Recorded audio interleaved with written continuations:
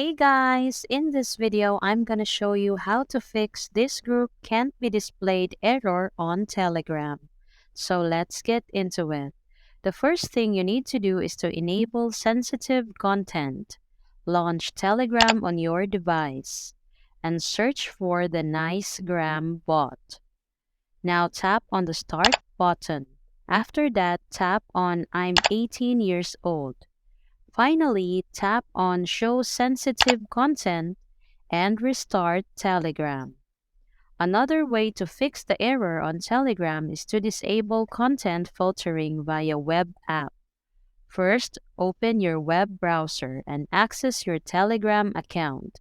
After that, click on More Options in the upper left corner of the page and go to Settings.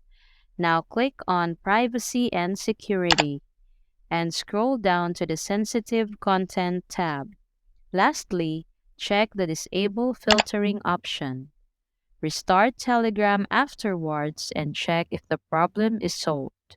And that's all for this video, guys. If this video was helpful, please give us a like. And don't forget to subscribe to our channel so you don't miss out our new uploads.